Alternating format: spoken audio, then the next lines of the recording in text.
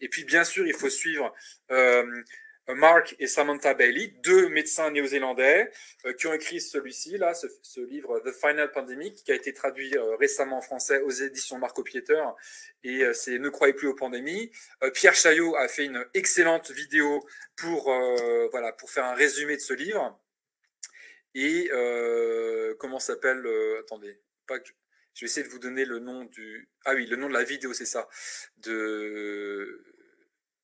Hop, le nom de la vidéo que Pierre a faite sur sa chaîne. Non, Pierre, c'est Décoder l'écho. Hein. Et voilà, je ne veux pas dire de bêtises sur le nom, voilà, c'est ça. Ne croyez plus aux pandémies, se libérer de la peur. Et ça, c'est essentiel. Quand on commence réellement à s'intéresser aux statistiques de mortalité, toutes causes confondues, on voit qu'il n'y a pas de pandémie Covid. Ça n'existe pas. Ça existe dans la tête des gens qui regardent la télé ou qui font trop confiance aux médecins ou aux biologistes de la dissidence qui croient à la pandémie. Il n'y a pas de pandémie Covid. Ça n'existe pas. Il y a des opérations où on tue des gens, on les maltraite, on les soigne mal, etc. Ça, oui, bien sûr, mais il n'y a pas de pandémie, ça n'est pas vrai. Et il n'y a pas d'histoire d'un virus qui se propage, etc. Ça n'est pas vrai non plus, ça. Donc il faut sortir de ces croyances-là qui sont fausses. Il faut s'ouvrir l'esprit et accepter que on vous mène en bateau depuis le début et que vous êtes trompé. Moi, je me suis trompé sur des trucs et j'avance. Et c'est une certitude absolue. Il n'y a pas de pandémie et il n'y a pas de virus SARS-CoV-2. On a montré avec Denis Rancourt dans nos publications qu'il n'y a pas de propagation, il n'y a pas quelque chose qui se transmet. C'est juste ce qui s'est passé en 2020, ça correspond aux choix qui ont été faits dans différents pays, des choix politiques de tout fermer, d'agresser socialement les gens comme l'ont fait certains pays, notamment les États-Unis sous Trump. Je rappelle, sous Trump, c'était avant Biden, donc c'était toute l'année 2020, donc grosse augmentation de la mortalité à cause des choix sociétaux. Il y a une grande partie des Américains qui souffrent énormément, qui sont dans une misère sociale absolue, et ces gens-là ont morflé de malade pendant Trump, pendant sa dernière année donc de son premier mandat en 2020.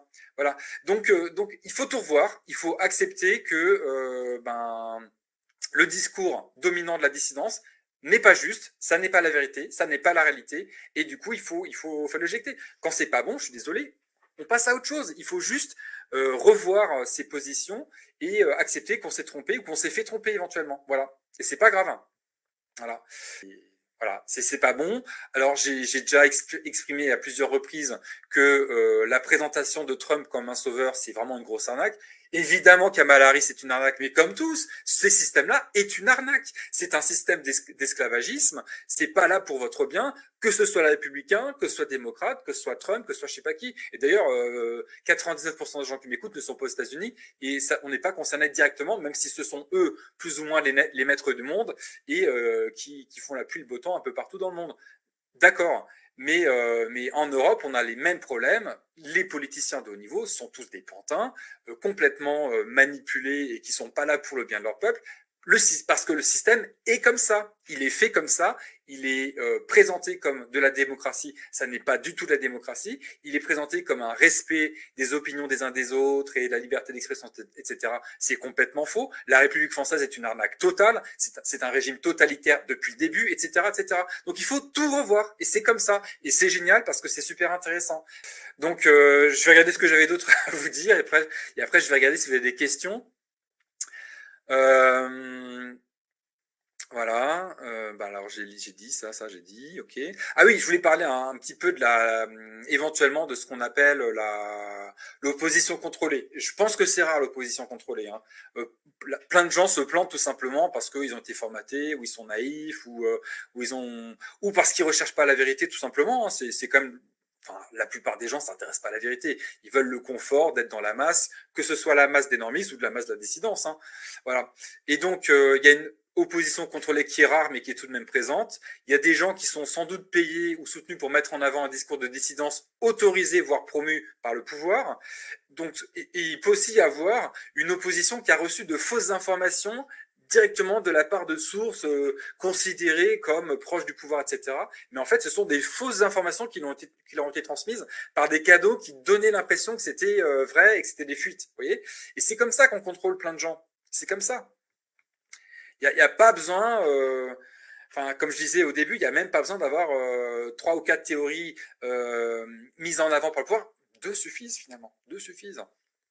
À quoi servent ces labos? Alors ça sert, je pense, à donner de la consistance justement à ces histoires à dormir debout, et puis travailler sans doute peut-être sur des produits chimiques, des machins. Moi, je rappelle que j'ai fait une thèse, un doctorat en recherche environnementale à Imperial College.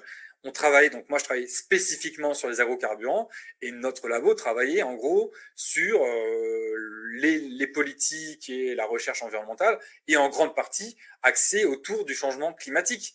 Donc on peut faire des recherches et avoir des labos de recherche complets sur des trucs inexistants. C'est pas un problème. Les facultés sont géniales pour faire ça. Donc c'est pas un problème. On peut créer plein d'histoires à partir de dogmes complètement à côté de la plaque et de présupposés et d'hypothèses de départ qui ne tiennent pas la route. Et après, on fait toute une construction au-dessus. Voilà. Et après, on va modifier le modèle au-dessus pour que ça colle avec les trucs de départ qui sont à côté de la plaque. Vous voyez? Donc, c'est des raisonnements qui sont pas forcément mauvais, mais qui sont malhonnêtes parce qu'ils remettent jamais en question le truc de départ. Et c'est comme ça qu'on peut se planter de façon hallucinante. Enfin, plein de gens se plantent. Enfin, la plupart des chercheurs dans le monde médical, c'est du très grand n'importe quoi ce qui se passe. C'est n'importe quoi, c'est hallucinant. Voilà. Donc, puis il y en a une partie qui s'en rend compte et qui baisse les bras et qui fait quand même. Puis il y en a une très grande partie qui s'en rend même pas compte, qui ne s'en rend même pas compte. Oui. Voilà. Donc voilà, à quoi servent ces labos? Alors après, on peut faire des super séquences. Quand on fait des séquençages, soi-disant, de génome de virus, eh ben, on peut faire des tests bidons pour détecter ces supposés virus, etc. Donc, en fait, on entretient une histoire. Ces laboratoires servent à entretenir une histoire. Et d'ailleurs, dans la communauté, on va dire, des gens qui remettent en question le discours de la pseudoscience virologie, on ne parle pas de gain de fonction, on parle de gain de fiction. C'est vraiment une histoire. C'est une histoire qui prend plus d'ampleur quand on comment dire ça, voilà, c'est-à-dire que ces recherches-là donnent encore plus de crédit à la virologie, etc., etc.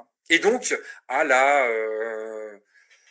la peur panique que plein de gens peuvent avoir d'un nouveau méchant virus, et même les écolos sont avoir, parce que eux ils vont croire que c'est à cause de la perte de la biodiversité ou à cause du changement climatique qu'on a de nouveaux virus qui vont émerger. Et là ils vont nous faire peur avec des virus qui viennent du permafrost en Sibérie ou je sais pas quoi. Enfin, on est vraiment dans des comment dire, des pseudosciences, des croyances apocalyptiques, etc., qui ne reposent sur rien.